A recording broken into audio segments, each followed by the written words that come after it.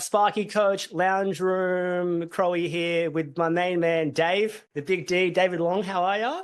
Very well.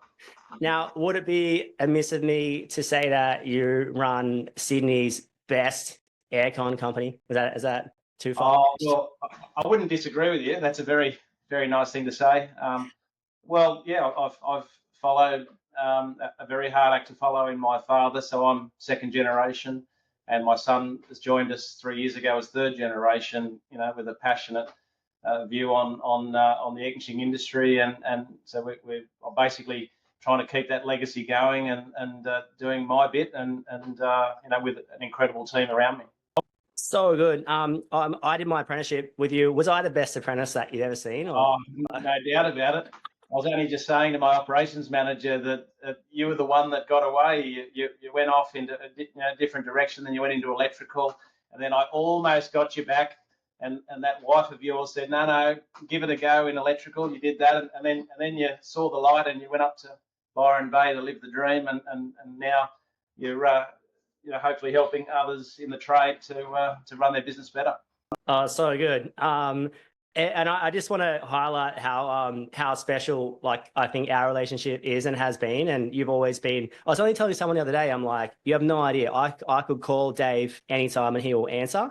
And then on Wednesday, when I called you, 2 rings, you answer. Like, let's jump on the. And I think you've got so much wisdom, advice. You're coming into 50 years in 2 years of business. Yeah, 2027, 50 years, very exciting. Amazing. And then, so I want to talk a bit about, like, you know, RJ Air, you guys, I mean, when I did my apprenticeship, and still it was of proper high-end Sydney residential. I don't know if we did a job that wasn't looking at the Harbour Bridge. It was just like working with the best architects, the best builders, the amount of care from all sides. So all trades were top of their game, all architects top of their game, all builders top of their game. And I feel like it just raised such a high quality and high caliber of people that cared. But also, you know, I feel like I'm so fortunate to have that apprenticeship, working with Ian and Dennis, and you know, I think Ian always had that theory. To flash forward to everyone, Ian was there for 30 years, was he? In 38 years. 38 years. So that, I mean, that 2023.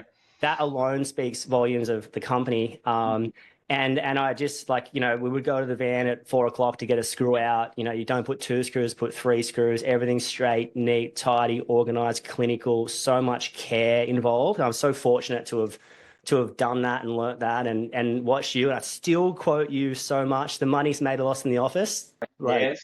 Yeah, that's my father's famous thing, and he's a tradie. He's not an office guy, which I'll explain. But yeah, that's so true. The back end drives the front end. So good. And so many of my and the other great advice I got from you, because I feel like I love writing, and you said write how you speak, and that's right. Always stuck with me. Write how you speak. So I think it gives. Anyway, tell me a bit about what, like, day-to-day life looks like for you and RJ, the size, the kind of jobs you do. Like, what's it like currently? Oh, well, it's we've got a core staff of 20 and 5 or 6 subcontractors. You know, we've basically got a state-of-the-art factory facility that we bought in 2011, and we fully renovated it. And my whole vision there was to create a logistics centre where everything came here, and the contractors didn't go to any suppliers. They came here and picked up what they need in the morning, and away they go. So everything's highly organised at the back end, and because when you have contractors going to suppliers, they're not swinging hammers and you're losing money. You might as well start throwing $100 bills out the van. So that's been an incredible point of difference for us. And then I bought the factory next door during COVID. I had an opportunity to put an option on that, and then we've expanded into there, and we've built a state-of-the-art gymnasium for our staff, so our tradies can do a workout in the morning or in the afternoon. So that's a benefit to them with a free membership, and they can bring a mate in as well. So that's all about staff retention, which is a key thing in the trades. And so, yeah, we've got 2 divisions, a project division, which is 85% of the business, 15% service, three dedicated guys just going around and not only doing the service work, but we're a Dake and warranty agency. So we design, construct, maintain, and we're a Dake and warranty agency. So that's 4 very, very, big strings to our bow, which I think makes a big difference, that I point out in my proposals, that we're here all the way through, and that's very reassuring to our clients. I don't think anyone's ever drafted a proposal as good as yours ever. They're so well worded, so articulate, so on the money, so super bespoke. I mean, the architects and builders are lucky to have you. Well, one of the business coaches that Dakin put me onto, Harold, I forget his surname, he's from Melbourne, and he said a couple of incredible things recently. He said, you don't do a quote, you do a proposal, because a quote has a connotation of price, whereas a proposal is about a tailored solution. Okay, so he said, it's a persuasive letter, it's not a quote. So you call it a proposal, not a quote. And he said, you need to increase the perception of value in your proposal, because people buy on the perception of value, not on price. Okay, and I need to repeat that. People buy on the perception of value, not price. So if you go to if you've got limited means, but you go into a retail store and you look at this beautiful jacket, and you can see the quality and whatever, you can see the value in the premium of that product, well, you'll pay, won't you? Now, people with lots and lots of money, whether they're millionaires or billionaires, we deal with both, they want to feel the perception of value in the proposal, and so you need to basically explain all these things. Hey, one sec, come here. Say hi to Dave. Hello. This is Jasper. Hey, mate. Oh, beautiful, I love it. Good job. Yeah, sorry, Dave, you're saying? So that was one of the big sort of penny dropping things that, and I've written a whole lot of these things down, to share with your viewers. But that basically meant that I even though our proposal was very good and it talked in layman's terms about what the problem is, what our solution is, and explaining how we're going to go about that, putting all the zones there, and then putting the price and putting the exclusions and stuff like that, and also pointing out that we have a service division afterwards. So the thing is that most people, when they do quotes, are just so focused on churning them out, and they're actually not putting themselves. Is another one of my old mentors' thing, is you need to put yourself in the recipient's mind. So you need to think, when you're writing these things, you need to think who you're writing to. And you need to, tailor the proposal so that, imagining that they're reading it, and you want to convert that to a sale. And so a lot of people just churn out these quotes and, whatever, and it's just the same old thing, but they're not actually looking at what the client wants and actually explaining what they want and what solution you have and why they should say yes. And so the conversion increases, exponentially when you do that right. Yeah, and obviously you guys have surrounded yourself around the right clientele for as long as I was there. Was that always the case? So talk to us a bit about when you came into the company. My understanding, you're 26, 27. You'd done marketing. Yeah, that's right. I'll run you through that quickly. So one of the first things about succession in a business. So we're going to talk about a few things today, but my father has seen a lot of companies being handed over through generations very poorly, and the old saying is that the first generation starts it, the next one makes all the money, and then the third one sends it broke. So there's a lot of pressure on my son Harry not to do that. But one of the key things about succession is that you should send your son or daughter to go and work for someone else. And so, number one, they'll know what it's like to be an employee, not the boss's son or daughter. They'll have bad experiences. Hopefully, they'll have bad experiences, and they'll have good experiences. But they will know what it's like to be an employee. So then that's number one. Number two is you're also going to be learning other things. Hopefully, another trade. In my case, I went from school straight into the advertising industry because I didn't have the marks to go to university. I didn't want to do that. So I picked advertising because it was the one industry where I could go to the top without having a degree. So I started as the office junior, did the advertising and marketing courses at TAFE at night. So I learned how to become a professional communicator.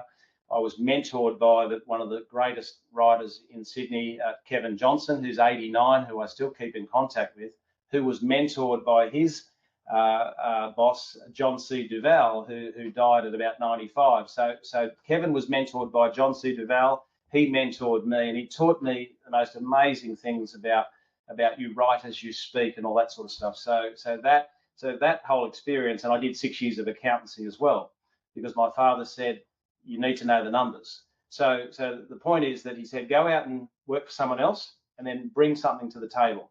Okay, so you're going to know what it's like being an employee. You're going to have some bad experiences, which means it'll give you a completely different perspective as opposed to coming straight in being the boss's son, and you'll bring something to the table. So at age 26, I had a decision to make whether I had an offer to take over the ad agency, because I went from office junior to general manager in 8 years. And so that was very flattering, because my boss was mid-60s. I could have taken over my father-in-law's printing business, which was a huge empire. Now that actually had a lot more going for it for me, because I was trained in print media and communication and stuff like that. So that was actually the most complimentary. And then there was this little air conditioning company that my parents had, R&J, which is Ron and Julie. And I decided, because I could see so much potential in it, and it was so unlike me. I'm an accountant. I'm an office guy, and so I had to go there and start at the very bottom and be Ian's apprentice, who was with us 38 years, and crawl under roofs and actually install. And I became an electrician as well. I did that at night with young children and stuff. So that's what I did there. So then the reason why I also chose that was my father had decided at age 55 he lost control of the business. So this is the most important thing about this whole story of ours, and why business coaching of trades is so important, is because he was the best aircon guy. Everyone wanted him. Paul Ramsey, the billionaire, was his mentor, and he's the reason why we got in business in 1977, because he loved how Dad, fixed everything, all his hospitals and all that sort of stuff. So Ron became the go-to guy in the eastern suburbs market for the best air conditioning. But his limitation, he's so brilliant. He's got 4 trades, and he had the gift of the gab, and he was brilliant. As you know, you work for him. But he didn't know how to handle the paperwork in the office, and he hated it. So he basically was working 7 days a week. He didn't have a holiday, and he said, you know what? And he made plenty of money on the share market. So he said, I'm just going to shut the business and give it away and retire, because, and so he said, if I didn't come in, then that's what he would have done. And the GST was coming in the year 2000, and I started in 1998. So wow. Yeah, so that was the thing, that he completely lost control of it.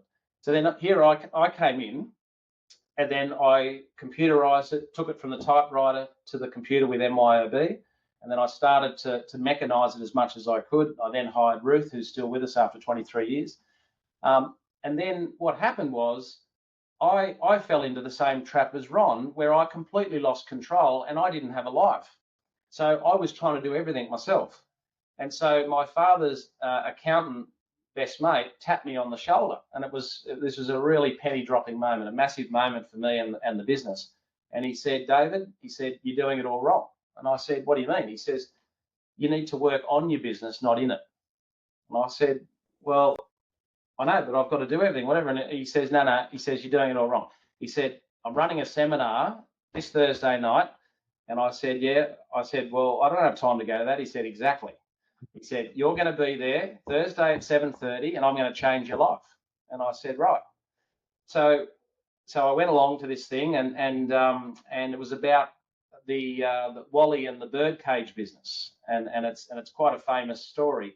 So and it's basically this: the boss walks into the business, and of course the boss, being me, knows everything, right? So the apprentice comes up to me and says, oh, David, how do I do this? Well, you could answer that question, because but what you do is you say, no, go and see Ian, who's his boss, and he'll tell you what's going on, and keep walking.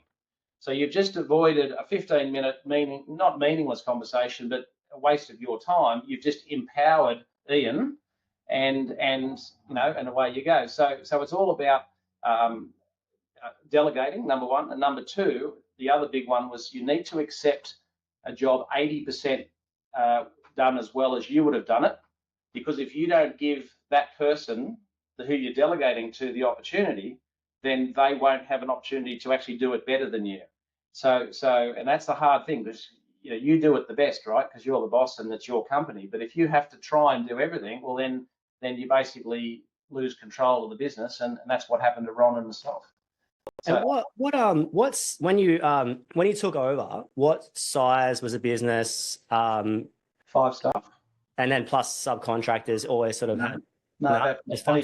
Only 5, yeah. So what Ron had was himself, 2 tradies, 2 apprentices, and a bookkeeper.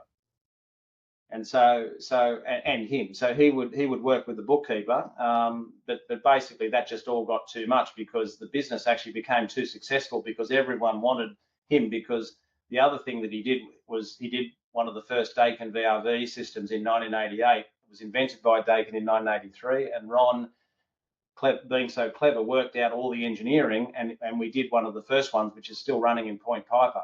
He then out-engineered the Westfield engineers for Stephen Lowy's house in Watson's Bay, and that put us on the map big time. So we basically, Ron became, with Ian, the go-to company for doing this new revolutionary product, energy-saving product called Dakin VRV, which means that every single room in a house has its own system, and you only pay for the rooms that you use, and that now is synonymous with most. Even quality apartments nowadays. So he revolutionised that, plus, did all the nice grills and worked in with the architects, and became the bespoke sort of air conditioning company that we are today. Yeah, and Ronnie, for everyone's record listening back, if he's not the smartest person I've ever met, he's very close. Is genius. Well, he's so smart that the founder and the guy who invented accent air conditioning, Neil, I forget his surname, that he had a difference of opinion with Ron on an indoor ventilation system in a nursing home, and my father worked out that you can use a standard air conditioning unit in an indoor pool and bring 100% fresh air in, etc. So we were swapping this system out in a indoor pool. And they asked him to come and sort of comment on our alternative design. And he said, well, that won't work. And Ron said, well, yes, it will. And so I had a meeting there, and they respectfully agreed to disagree. And I said, well, I'll tell you what. I said, I'm going to back my father here, because he is the smartest bloke I know. He's been doing this for 30 years with indoor pools. He should patent the idea. It uses 1/10 of the energy. And that's his whole mantra, getting rid of waste and energy savings for buildings. So I said, I'll tell you what, if it doesn't work, I'll rip the whole thing out and I'll put your big, expensive, energy guzzling system back in, which we were replacing. And he said, righto, fair enough. So we did it all. And he rings me, this Neil guy, goes, well, I've got to tell you, I've never been wrong. And I thought I was a bit of a guru, but he said, your father is way smarter than me. So because he understands refrigeration. Dr. Willis Carrier invented air conditioning in 1917. He can recite that whole book. He that's how clever he is. And there's probably a handful of people in Australia that knows refrigeration like Ron, and it's quite amazing. Which is why he out-engineered the Westfield engineers, and we were also the first company to do air-cooled technology in a Coles store in Rose Bay, and he outsmarted those engineers as well. So it's a hard act to follow.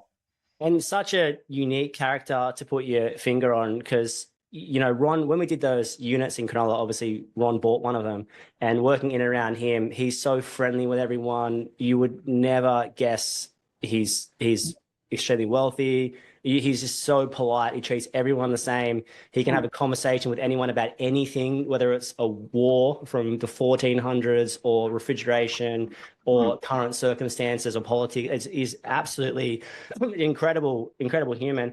How important, because I know, I know when I got to the company, a big thing was these guys just make it happen, like RJ, no matter how difficult. There's nothing too difficult. We're only solving problems.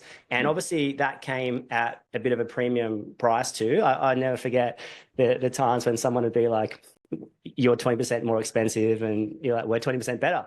but you actually were 20% better. Like the whole company was 50% better. And I think it really cemented yourself among that eastern suburbs. But so Ronnie brought the hard work in, and I think you might have brought the smart work in, or like the way to sort of not monetize it, but completely capitalize on the business and put some numbers to it. Like how did that go when you came in? Yeah, well, that's right. I mean, what I did in the advertising agency is that when I came in there, it was all very manual. That there was stuff all over the place, whatever. And because I'm a very organised, systemised, accounting style person, I did systems for this and systems for that, whatever. So, and then part of that business coaching thing was you need to mechanise things you do all the time. So I was, for example, I obviously did the typewriter to the computer, and I did the same in the ad agency. But I was handwriting on the back of envelopes, our address for the return thing. So some of the things I went and bought a stamp. So I started stamping all of those things. Well, straight away I've just saved time. So you have to mechanise everything you do, and that's so nowadays. So we've moved from all that paper systems. We then started doing a database. So a database of all of your clients is absolutely crucial. So we have Outlook Exchange server. So we have 6 different categories of clients. It all talks from the server in our office here to all of our managers' phones, so that you can, anyone who calls you, who it is, because people then feel more important, and you can just contact anyone, whether it's anyone from a supplier or a client. We've also got very high profile clients, so we have a secure database there and stuff like that. So then we did Simpro, which was obviously the electronic service program that does all our quotes. What were you guys on before Simpro? MYOB. Oh, that was just operating solely off that. Okay. Yeah, we went from manual books to MYOB, and so I did that MYOB course when I first started after my accounting. Then we went to Xero. So we had to really work out. Sorry, we went to Simpro for the service program that did all of the quoting and stuff, and then that pushed into Xero, which I think is a very, very successful model. There's other ones as well, but Simpro and Xero have revolutionised our business because everything's there and everything's paperless. And do you run both divisions through there, service and project? Yeah, absolutely. Yeah.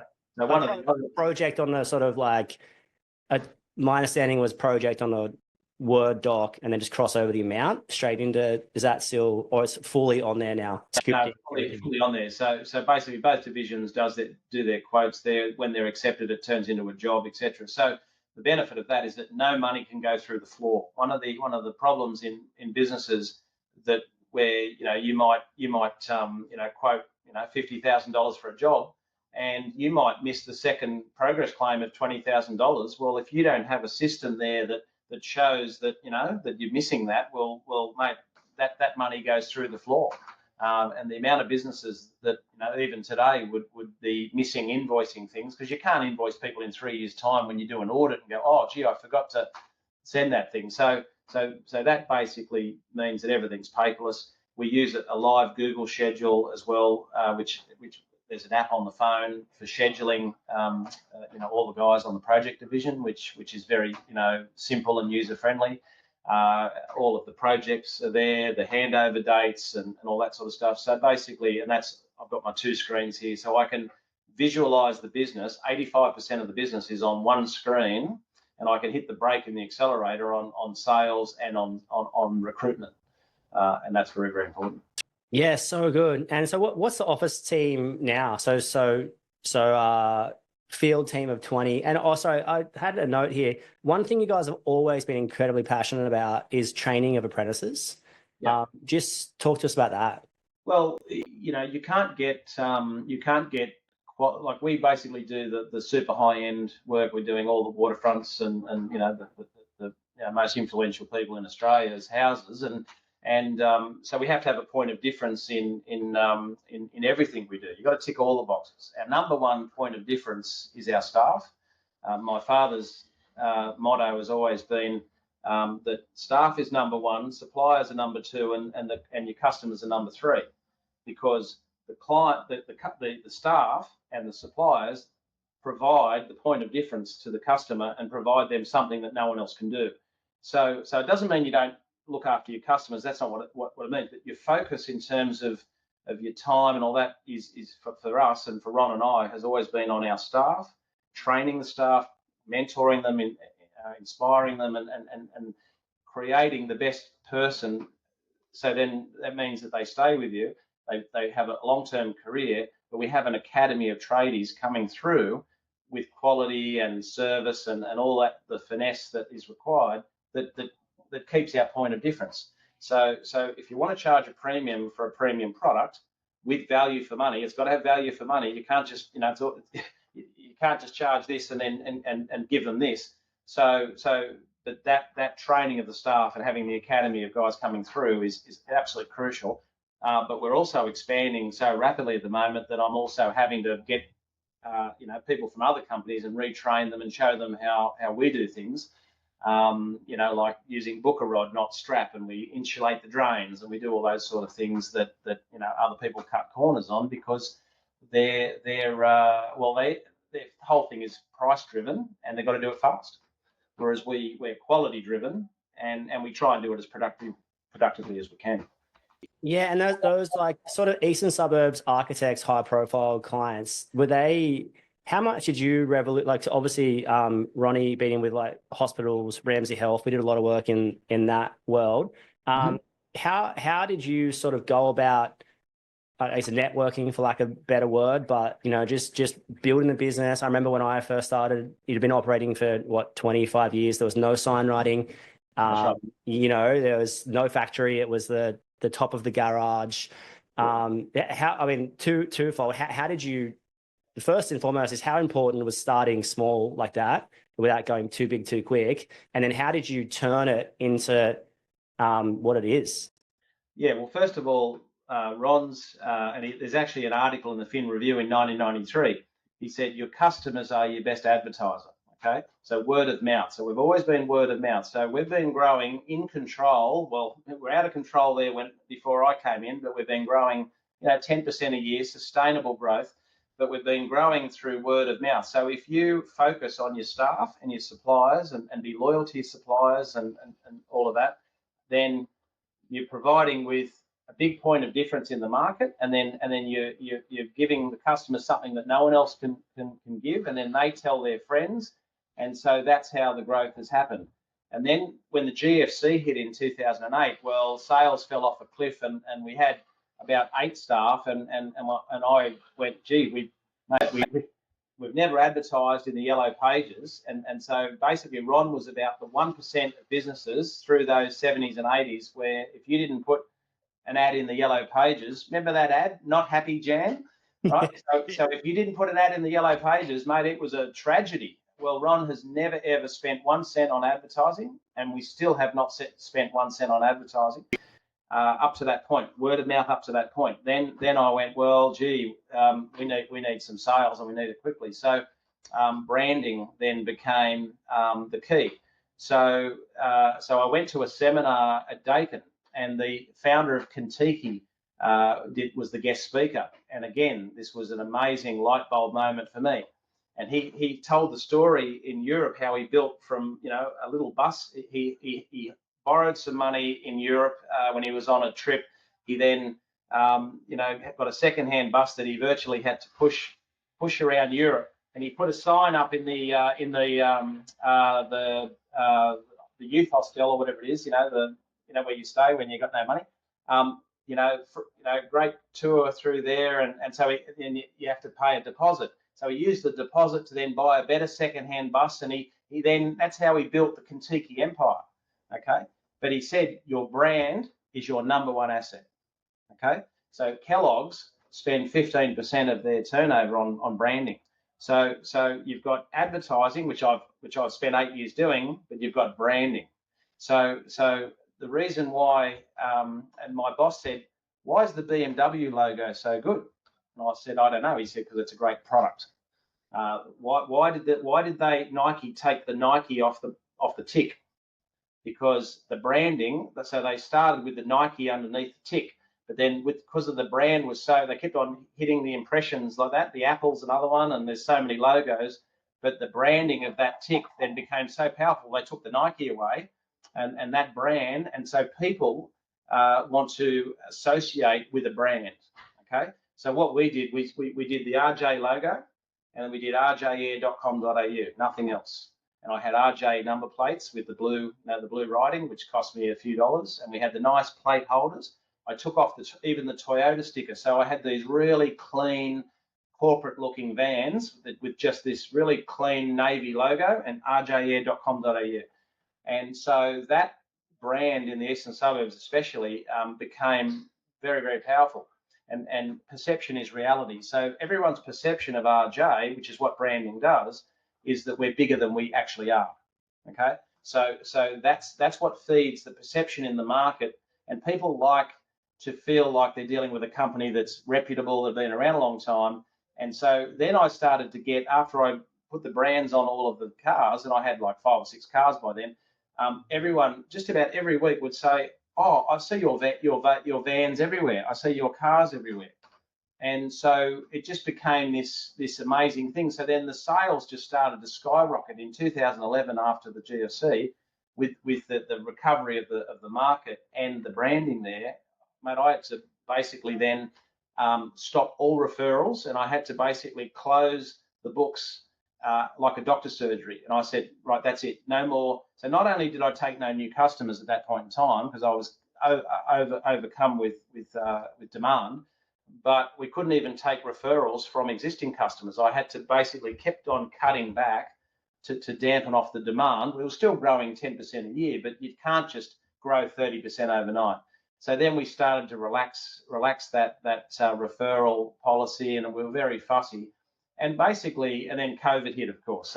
So off we go again, off the cliff, and we then had to basically ride through that, and now it's taken off again, and now we've got unprecedented demand for our services, for a combination of reasons, but the branding is very, very important.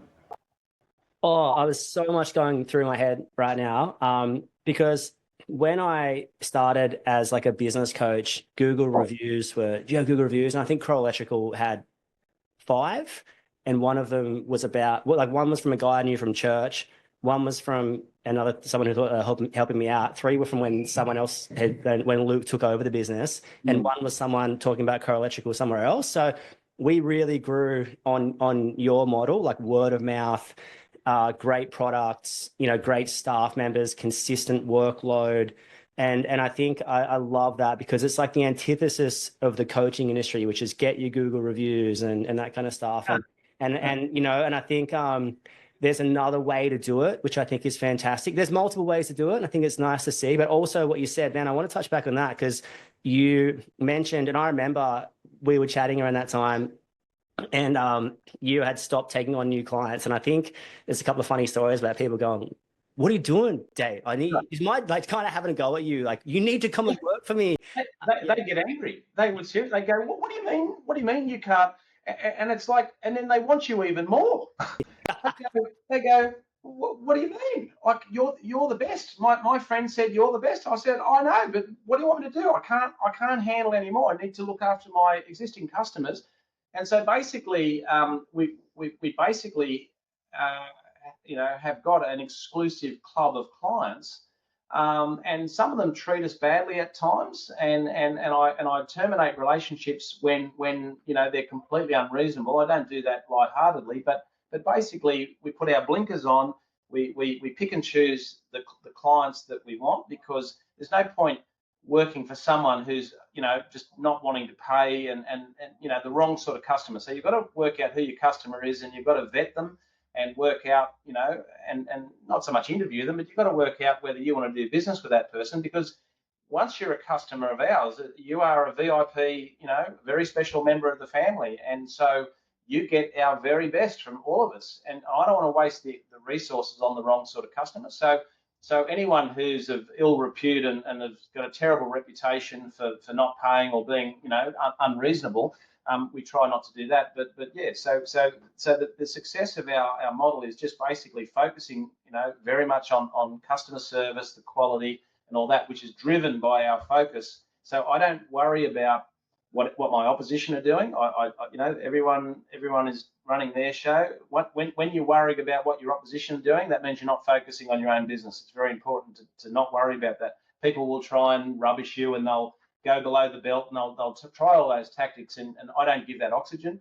And not that happens to us much, but you just focus on those core things, and you tick all the boxes, you know. And that's and too many people get distracted by the wrong customer, their opposition, yeah, all those sort of things, and yeah.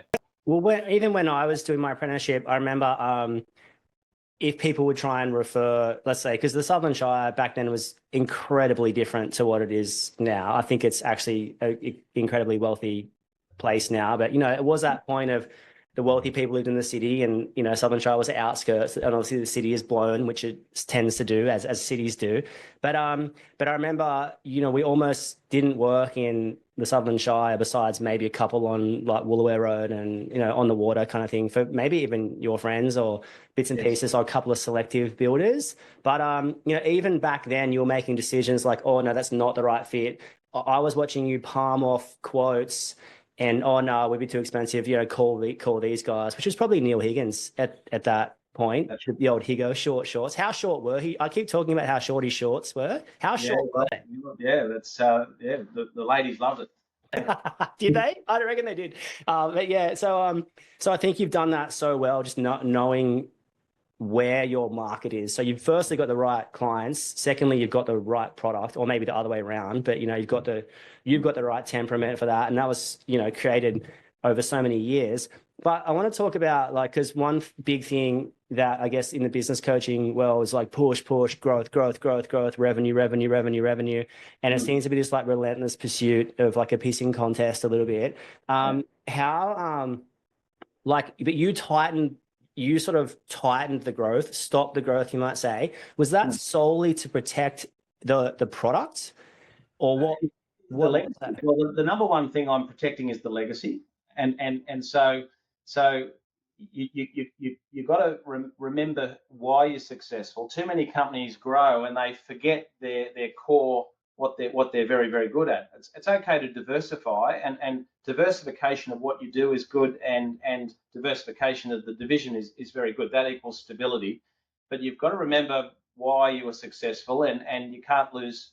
In other words, no complacency. So a lot of businesses become very complacent. They get arrogant, and yes, you're right. Their ego, the boss's ego, looks after growth because they want to be the best sales. Like Dakin, for example, have these sales awards and all that sort of stuff. You know, the award that I want to get, the most profit. So there's no point doubling your company and halving your profit. So you're employing all these extra people to make half the money. What I want to do is I want to grow the business, you know, 10 to 15% max, probably 10% a year, sustainable growth. You know, making sure that the quality's maintained, the customers are still on board. The ones we've still got our very first client, Neil Burley, from 1977. So 48 years, he's still with us. And and we've got plenty of others in the 30 and 40 year category. So the focus for me is to make sure we keep hanging on to that, you know, and repaying that loyalty, but growing in control and focusing on increasing our efficiencies at the back end here, which is why I've done this sort of state-of-the-art logistics centre, so that we're getting rid of the waste.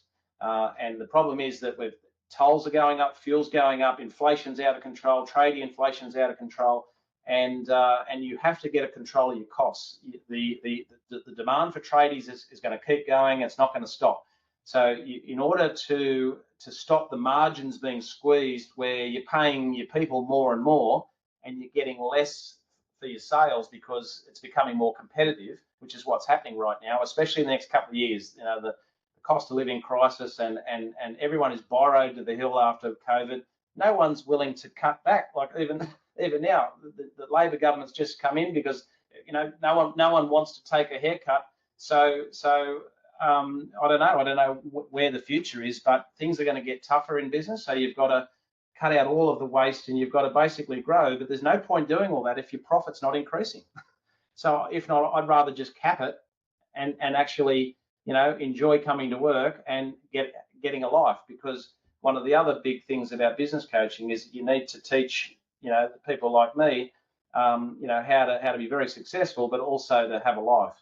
And I didn't get the balance right. I still don't really get the balance quite right with spending time with the family. And that's the difficult thing. And you need to work on your business, not in it.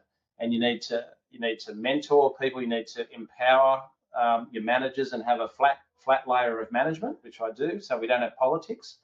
And you let those people run the various divisions, and obviously you've got to keep your eye on them. But if you employ great people who are doing those things and bringing those values through, well then you hopefully make more money and get a life. It is a very difficult thing to do. Yeah, and in the office side of things, I obviously had Ruth, who was there when I was there, so she's been there 23 years. You said before, yeah, and Linda, who's 50, must be 15 years. Manager, so she runs the service division, and Ruth does all the wages, the bookkeeping, and all that sort of stuff. So she's the group office manager, and Linda's the office manager. We've got an operations manager, Michael, who's been in the game for a long time, and he does all the scheduling and liaises with the project managers that are out there. And he has a project administrator who's my niece, who's an ex-NIDA graduate, so she's very, very clever and gets on the forklift, and she's a tradie lady. So we've got a very progressive company with a tradie lady, the first one we've ever had. Is that Clayton's kid?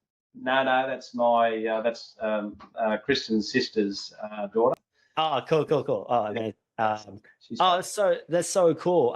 And then, so what do you look for? Because a lot of times I think people hit a ceiling of, one person's management capacity is probably 8 to 12, depending on what style of work you're doing. But when you hit that ceiling and you need to get that project manager in, or like that's a billable, but like an office, someone quoting the operations side, what are you looking for in a person there?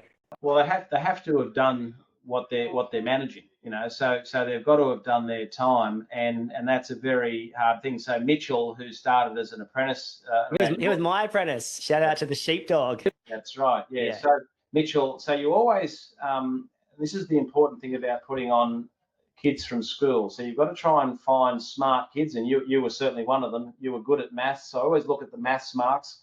And you'll always find that coming through your ranks, if you put on a few of these kids, that one of them is office bound, and so Ron recognised that Mitchell was organised and he was smarter than the other guys. He breezed through TAFE. You did the same, and so you guys, were the ones we earmarked to basically, come in and become managers and do your time there. But you have to know what's going on out there and to be able to speak the language of the tradies. So you're talking about, so do you business coach mainly trade companies? Oh, only electricians. Only electricians. Okay. Yeah. Right. So and aircon, which is I guess aircon's a little bit different because like your majority, pretty, not saying it's easy to quote, of course not, like not to the big dog, like, but essentially it's like labor materials quoting, where electrical is more like you got a lot of options, a lot of cost plus work, a lot of labor materials quote, a lot of price book sort of situation, which is but yeah, so it's basically aircon, solar, electrical. Yeah. Well, the thing is that people who work for you, they want vision and they want leadership. So great culture equals great leadership. So if you have great leaders, then you have great culture. And so that's very important. And again, it comes down. I have a no dickhead policy here. So if you're a goose and you're not a good person, you're not an honest person, you haven't got our core family values, well then you don't work here. So if you employ people with good morals, they've been brought up correctly, they have manners, they have respect, they understand the two-way street. So that's the sort of person you need to employ from the get-go. And then as you then give them vision and you spend time mentoring them and actually inspiring them to come through, to start from an apprentice, to be a tradie, to be a supervisor, to be a project manager, to be an operations manager, to be a group operations manager. So that's the pathway that we have here. And so people then want to stick around and they want to be part of this success story and this revolution that I'm trying to create in my air conditioning business, and you can do that with electrical. And so then you then pick out the smart ones, because if you want to come in and organise the tradies that have a gift with their hands, right? Well, then you've got to have smart people that are doing that. So the back end, smarts at the back end drive the front end, and that's what my father always said, and that's why his limitation was that he couldn't do all that stuff. So he was highly organised there, and he knew his limitations. And then I came in, and we made a really, really good team. What's happened now is that my son, who's got my father's gifts with his hands, who went out. So that same policy was, I said, well, you're not coming to work for me. Go and become a builder, because he was really good at carpentry, and he left in year 10, which very few kids do. He did his carpentry apprenticeship with a cottage builder in the Shire. He then worked for another big builder, and then he came in, and now he's just finished his refrigeration course. And so that's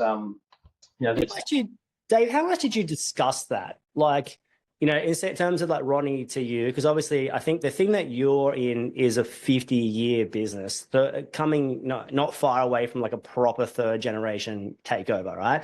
So you've seen so much of economy and market and clients and staff and people leaving and start their own business. And when did Ronnie pull you aside and be like, all right, so we earmarked you to take over, want to push you down the market? Was there a conversation and similar to Harry, or was it just like, no, you're not working here until you're ready? Or how did you have it? Well, he just made it very clear when I was 18 that I'm not employing him, and that he needs to go, and I need to go and do my own thing, and which I did, which was the best advice that he ever did. And obviously doing the advertising, marketing, and accountancy.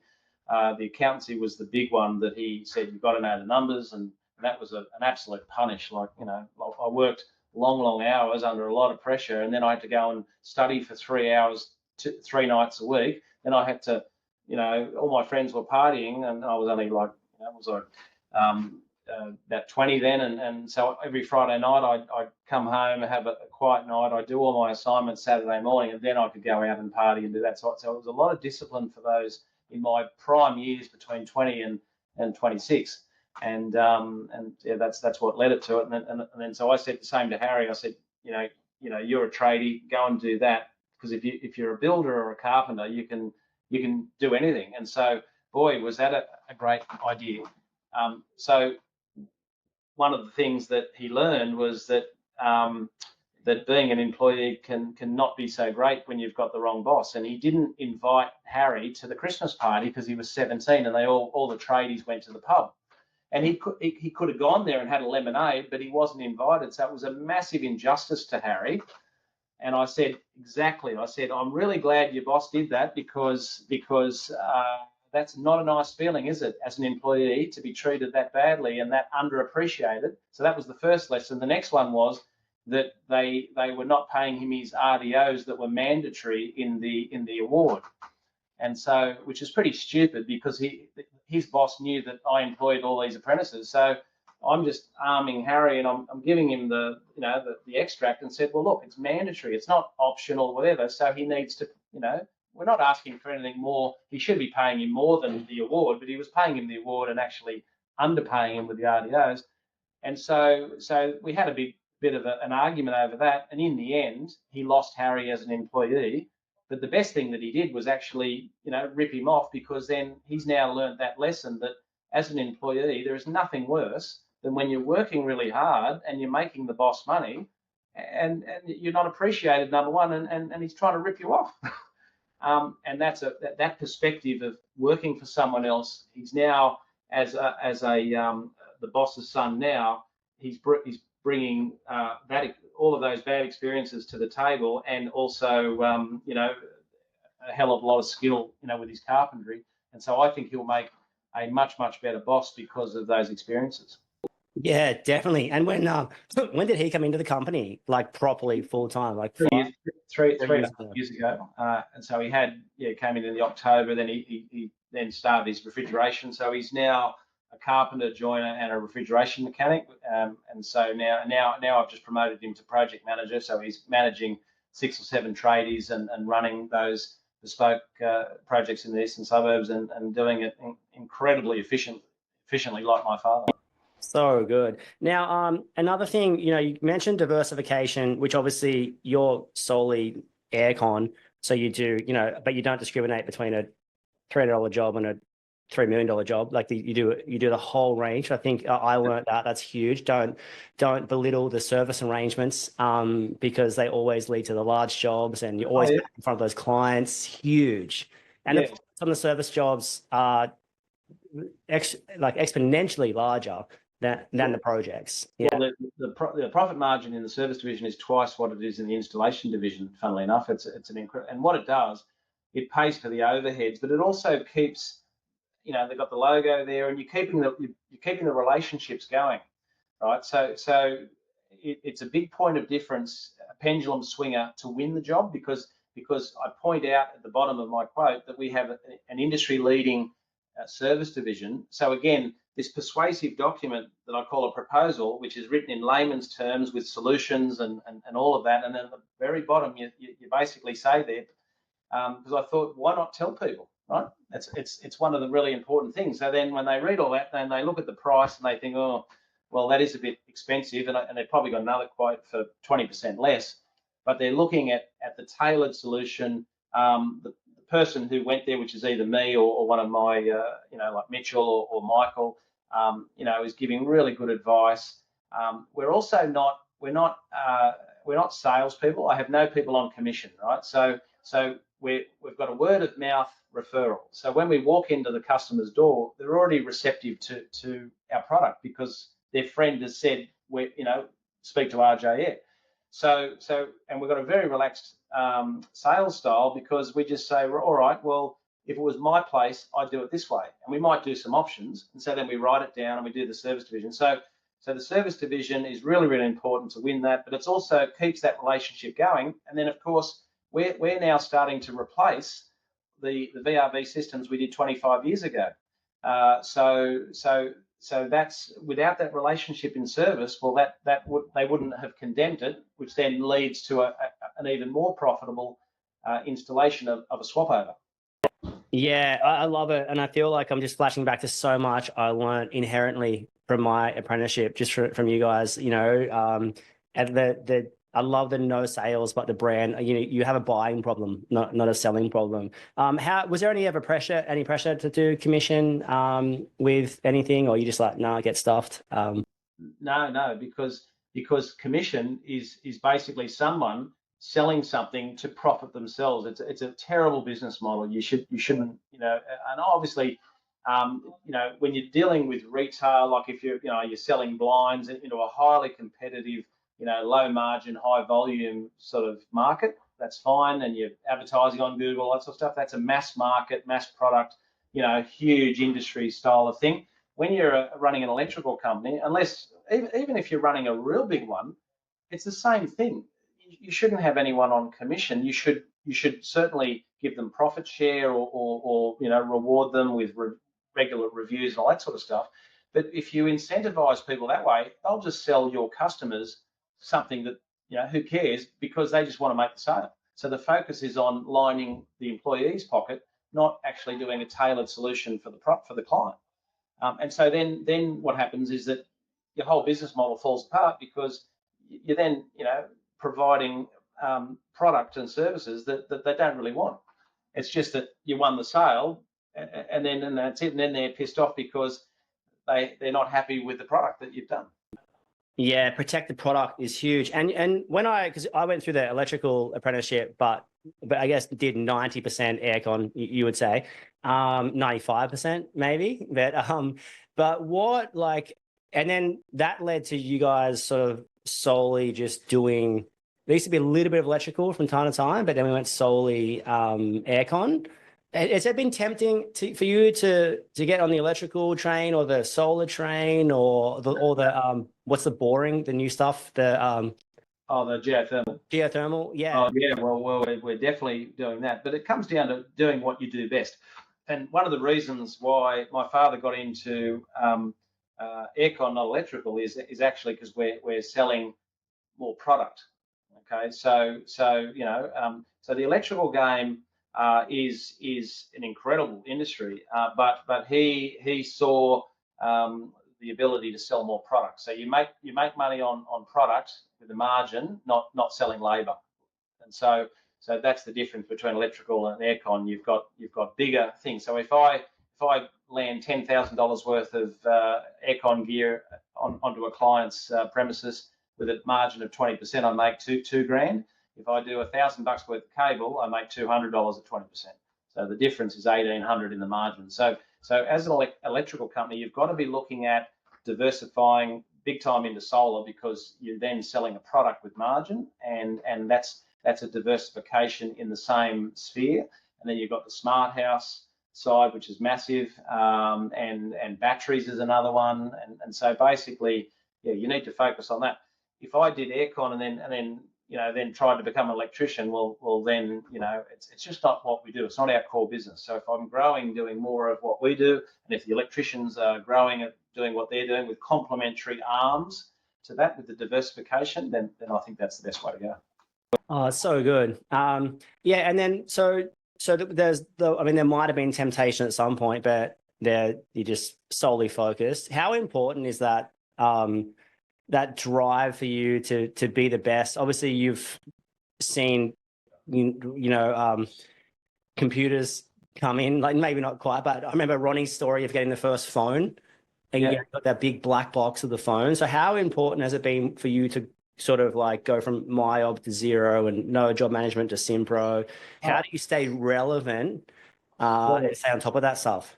Well, communication is one of the number one profit drivers in any business. So if you have, that's why the database that I've got is comprehensive. I've got a comprehensive, multifaceted database in Outlook, and then I've got another one in Simpro.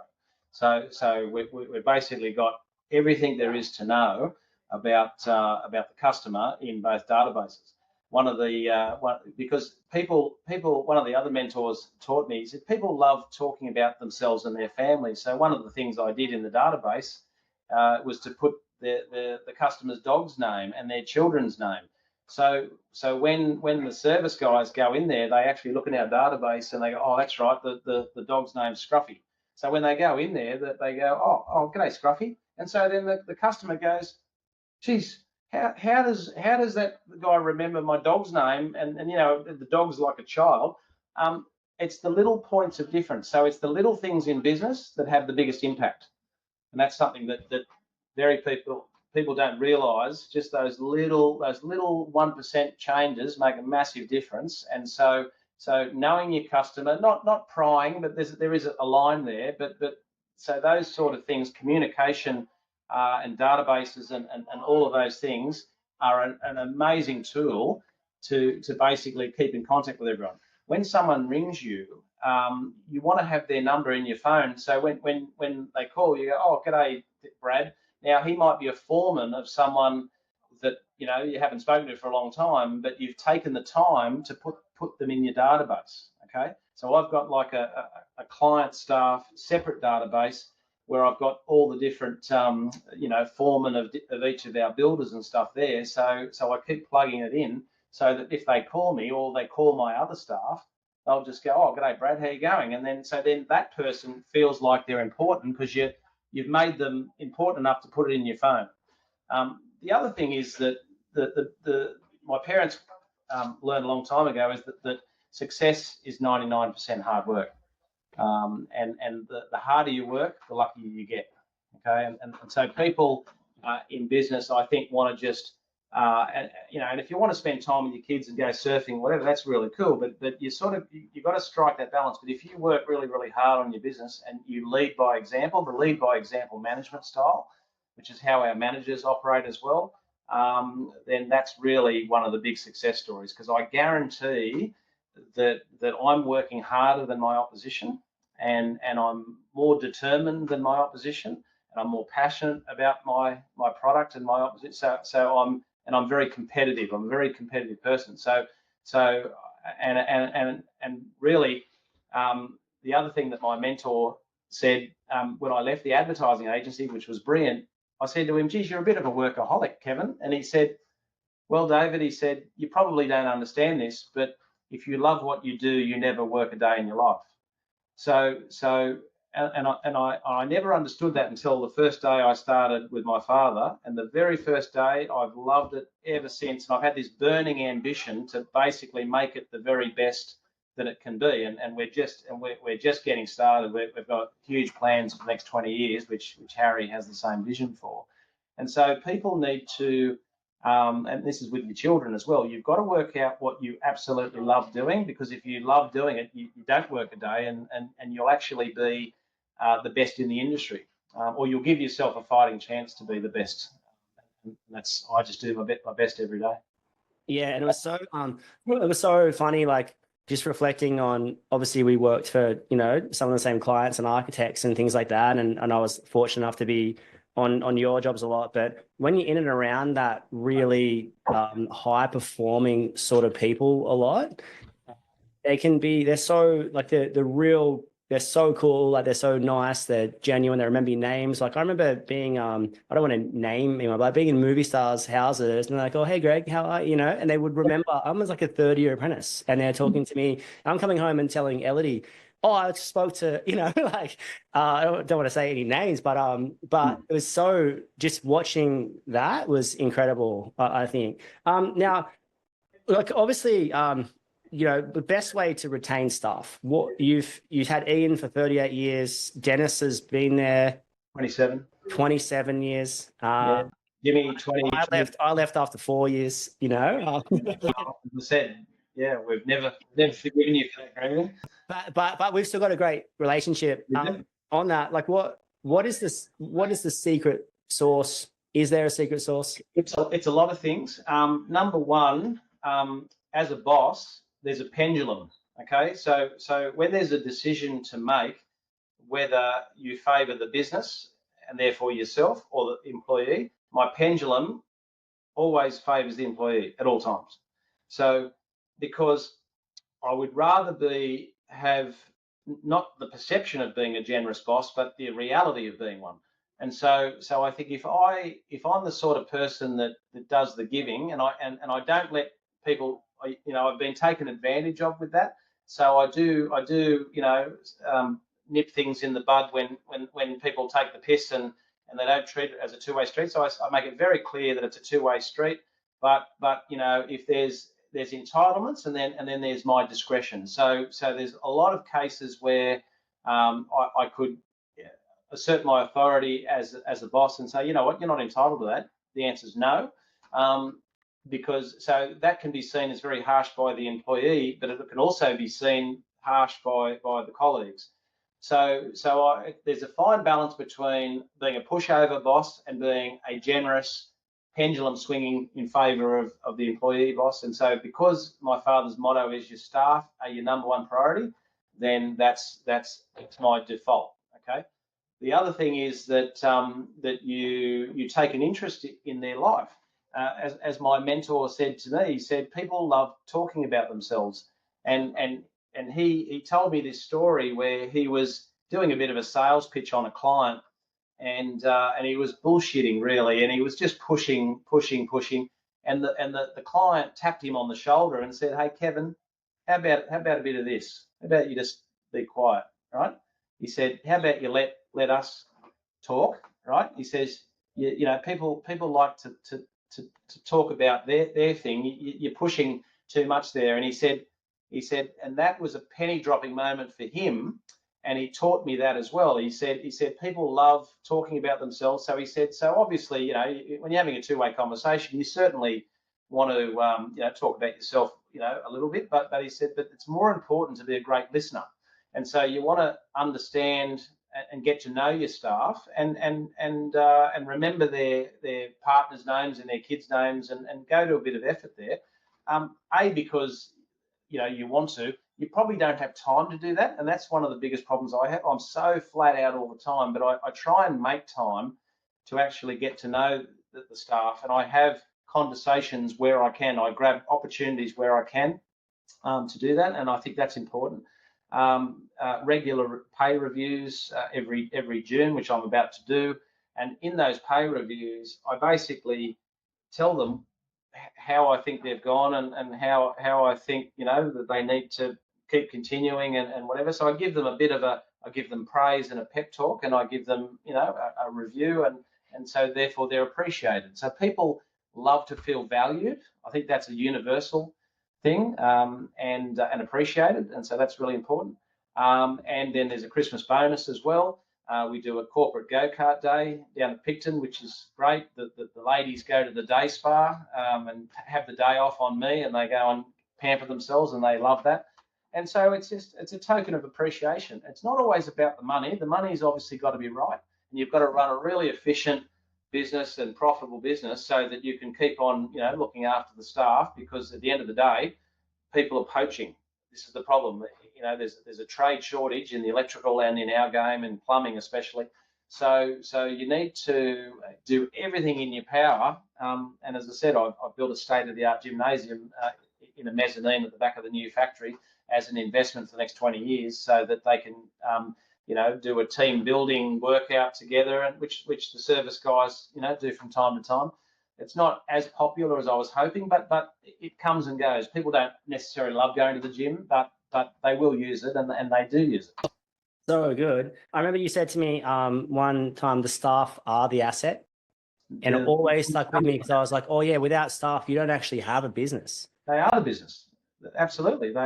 Your staff are the business. I do my role, and I like to do it the best that I can, and I lead by example, and I work the hardest, I work the longest hours, all that stuff. But people focus too much on sucking up to clients. We don't give gifts to clients at Christmas time. My father said, I'm not giving them a gift. They can give me one, because I quoted you on this in a podcast we did in December, because I'm like, always rain. I give them every single thing, every bit of energy I've got every day I'm here, and we service them, we provide them everything. He said, why do people give gifts like that? If anything, they should give me one. So we actually, from time to time, give gifts to our suppliers, not to our clients. Because the other thing about gifts is that, like you get them, and then you think, oh, well, what does this person want in return? So gifts actually have a negative connotation, in my view.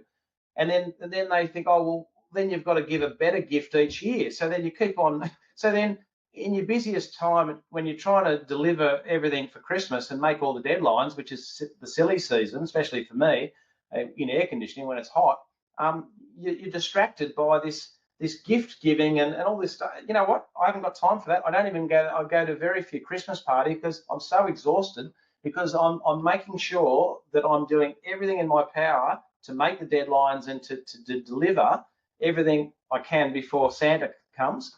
And so that's our policy. We just don't do that, because I believe people. What I do though is I write a personal email to all of our key clients. I take the time and I thank them, and I make mention of things, so they know that it's not just an automated bullshit email that you send to everybody. It's a tailored, heartfelt email, or I pick up the phone, and I say, you know what, mate, I really appreciate the support, whatever, and mate, that's old school, but it works.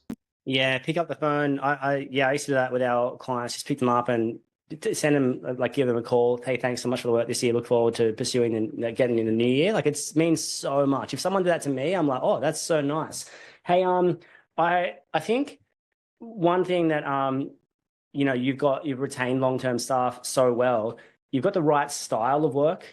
That it doesn't have to be high-end residential. It can be commercial. That work that's sustainable. 35, 40, 45, 50, 55. It's clean, it's tidy, it's organized. And also you've got that that sort of succession plan, that someone can go from apprentice to operations manager. How important is the right style of work for staff retention? 100%. It's the key to everything. And so this is why the blinkers on, focusing on dealing with the right customer, and actually explaining the tailored solution and doing all those things to win the job. But so not only are you getting more profitable work if you do it efficiently with all of those, having all your back end operations and all that happening, but what that means is that the quality of work is so much better. The quality of person that your staff are dealing with is so much better. And it's a pleasure to go to work, because if you're dealing with some jerk that's yelling at them and because they're just not the right customer, who doesn't appreciate what we do and whatever, and they're not, I don't know, they're just the wrong customer, Well, absolutely. And so then they go home and then they whinge to their partner and say, "Oh, gee, this guy's a jerk, whatever." And it's a dirty this, and it's not, and it leads exactly to job satisfaction. So retaining staff is a multi sort of faceted thing, and having a great culture is so important. Footy tipping competitions are great. You've got to understand what it's like being a tradie. Now, because I'm not a tradie, my father was much better at relating to them, and my son is much better at relating to them. So, and my managers are. So I'm actually stay away from that sort of, culture stuff, and I let them, do their own thing, and they go to the races together, etc. So there's so many parts of it, but the right customer, the right sort of work is absolutely a key part, because that's what they do each and every day. Yeah, and no one, like a lot of our listeners are sort of 25 to 40. And I just would say, like, not many people want to go crawling in roof spaces at 45, 50. So, and hopefully, and on that, like, you would have seen clients come in as, apprentices into foreman and to start their own company. And how important is that journey? You see apprentice plumbers come and start their own business, and maybe you do some work with them in the future, like chip you in, like that long-term relationship. Yeah. Yeah. Well, yeah. I don't have a problem if people, do their time, and then you're better off having a quality employee for 8 years, and then they go off and have a crack themselves. You can hardly complain, because that's what I've done, sort of thing. So yeah, you've just got to, you basically, you don't want enemies in the industry. You want to basically, keep a very strong ethical line. Which is a difficult thing when it comes to poaching staff. You sort of got to, handle that the right way. And basically, you just got to stay in your own lane. I think that's very important. Don't worry about if you're worrying about what your opposition are doing, then you're not focusing on your own business. It's all about the focus, and looking at everything that you're doing. And the number one thing is the staff, because they are your business. They're the ones that are out there doing all the stuff. And as the boss, you have to trust that they're the right people. And if you have the wrong people, then it just all goes pear-shaped very quickly.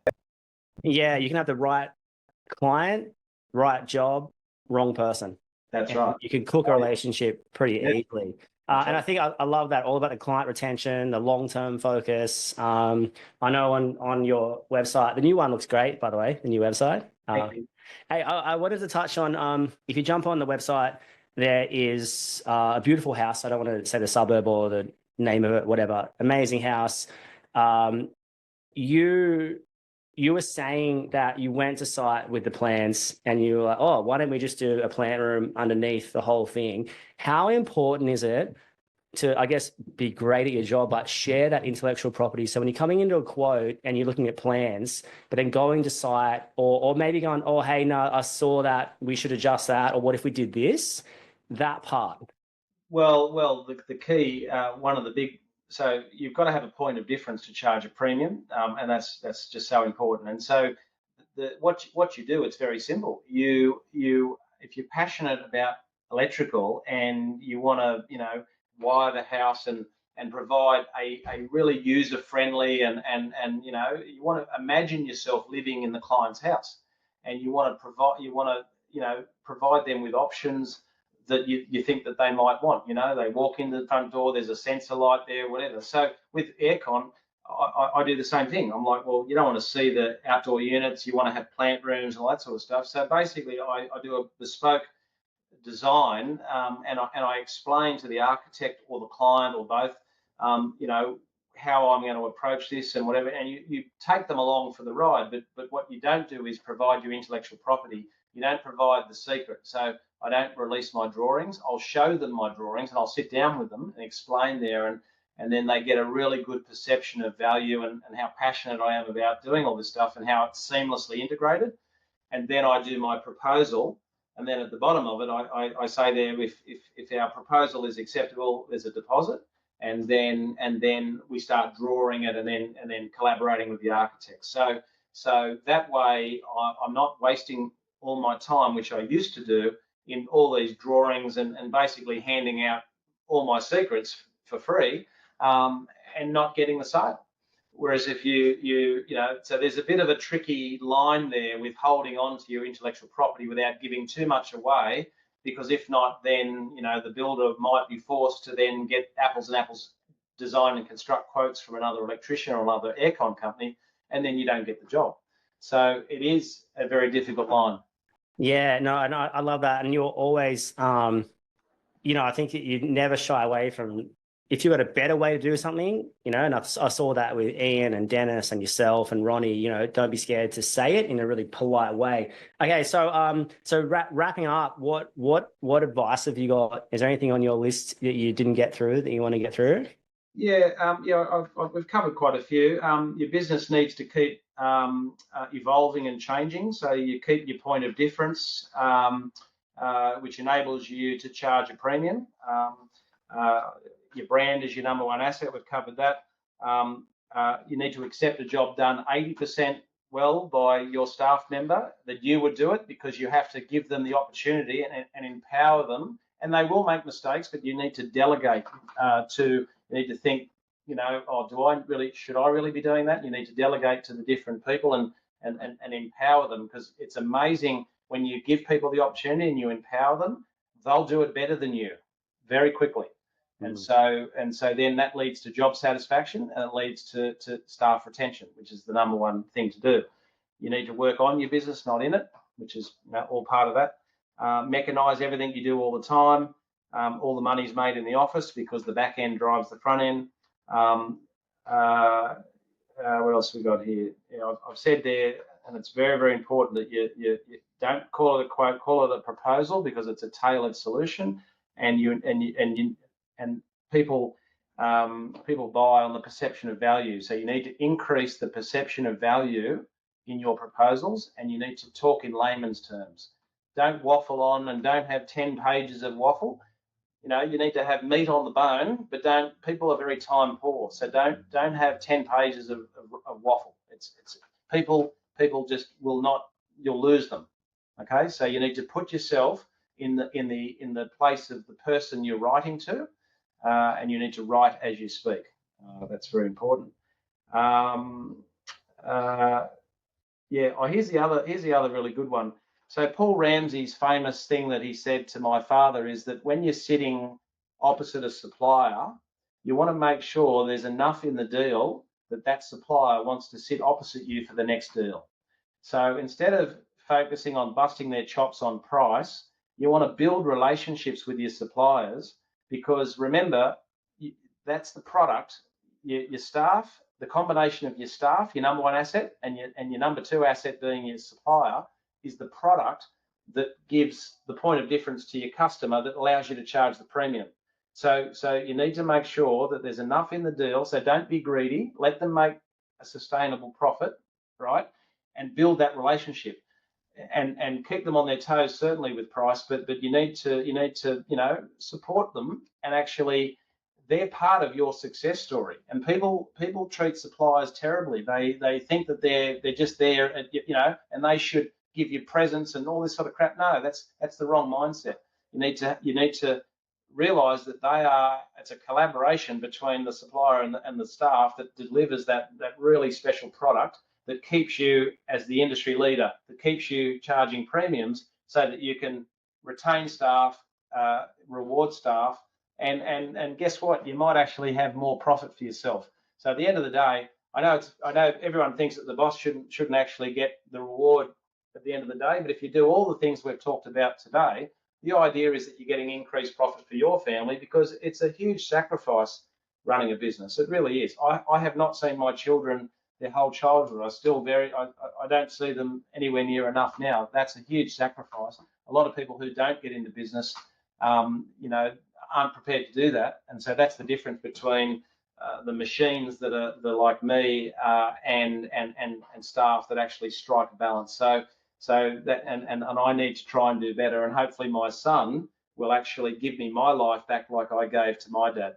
So my dad said at 60, I've had enough, and he went off and built a farm and did all that sort of stuff, and I took over all the hassle. So I'm 53 right now. My son's 24. So by the time I'm 60, he needs to be running this business, and I'm gonna hang around. But hopefully I'll play a bit of golf on a Friday, and go on a few holidays, but I'll be there with the wisdom and let him come through, so that I'll let him make the mistakes while I've got my marbles. And the succession planning there is really, really key, because he needs to protect that legacy and he needs to do that. And as my father said, you've done it much better than me, and he's so proud of me, which is a very generous thing for him to say. Too many fathers, get upset because their sons are more successful than them, and I've said to my son, hey, knock yourself out. I want you to take the foundation here that I've created, and I've done my best, and I'm still going to be here for some time, but I want you to do things your way. As long as you keep the legacy and the core values there, the business will be very, very successful, and the exclusive club that is the customers of RJ Air will be there, and as long as we hang on to those clients like we have our first client from 1977, to me that's what gets me up every morning. That's so good. What do you like post? We hit 60. What's your sights on? What do you want to do? Oh, Greg, I go to the gym four nights a week. So as long as I'm healthy, whatever, I'm not the sort of person that wants to just hang at home. My wife, I drive her mad. So I'd like to join a golf club and go and do a bit of that with my mates. And because a lot of my mates have actually sold their businesses for many, many millions of dollars, and they're retired or semi-retired. So. But I've got so much more I want to do with the business. I just love coming to work. I really do, and I get a lot of pleasure out of seeing all of the things that I've been so focused on for so long actually being executed now, and I'm now getting a lot of pleasure in seeing my son do that, and all the staff. So while I'm still enjoying it, I don't know. I'd like the ability to work less. I'm not working Saturdays anymore, which is a good thing. So I want to try and wind it back a little bit, and it depends on his ability really. If he's able to make me redundant like I did with my dad, well, that's a good thing. Yeah, I saw him on your Instagram. He's so big. Like is he a foot taller than you? He's 6'3", yeah. Wow, crazy. Much better looking than me. Like he's no, don't be silly. Don't be silly. But no, I want to say thanks for your time. You built a business, a legacy, and one thing, no one who lives in the Southern Shire or Sydney, everyone would know who you guys are. They would have seen the vans around, everything like that. You built an excellent reputation, and only just getting started. So nice to see the journey of the 50 years as something to aspire to for everyone. So if you had one shot, one opportunity, like a final sort of shot to tell everyone, a sign off. What would you say? Well, just do your very best. I think the hard work thing is the key. My parents have always said that. If you look at success, and that's why they say the harder you work, the luckier you get. When I grew up, people. My father came from nothing. He borrowed $2,000 from his sister to start RJ Air when he had I was only 6 and my sister was 1. And he had no parents with financial backing, and Paul Ramsey was the mentor and said, I want you to go into business, I want you to look after my hospitals, and he took a leap of faith, and he worked so hard, and so then what was a real injustice was that we were in a bit of a working class suburb, and so he bought a 5-year-old Mercedes after working so hard. It was a real reward for actually succeeding and getting a business going from nothing. And he finally made some money. So he could have bought a brand new Ford for $30,000, and he bought a 5-year-old Mercedes because he really wanted that Mercedes. And so then everyone said, oh, gee, you're lucky. And my mother used to get really offended. And she said, well, the funny thing is about luck, the harder you work, the luckier you get. So that's really, I think, the foundation of being successful in business is working hard, doing your best, and being a good listener, listening to business coaches, and letting someone like yourself tap the boss on the shoulder and say, no, you need to do it this way. I think allowing people to look at the boss, look at you, and say no, and review what you're actually doing, because you're so busy, you can't stop and go, oh, hang on, why am I doing that? So I think that the business coaching that my father's friend gave me, and then the other wisdom that I've got from all these other mentors over the last 20 years, which we've talked about today, has made a massive difference. And I think you actually have a very rewarding role to play there, to actually turn tradies who have gifts in their hands, but they're not necessarily business people, right? So it's very hard to be both. My father's the most gifted guy, but he didn't have that ability there. I'm not a tradie. I'm a business guy. So I've had to surround myself with tradies. So I'm a bit different. But the hard thing is being a tradie and actually growing a business and doing what we've done with 20, 25 staff when you're not that business person. So I think that your business coaching thing, with all of these principles we've talked about and whatever else that you add from all of your people that you've been speaking to in the industry, I think is very, very important, and will lead to great success and more profit for your customers, who hopefully will keep paying you for your services. That's the dream. That's for sure. Thanks so much for your time, Dave, and see everyone soon. Thank you. Bye.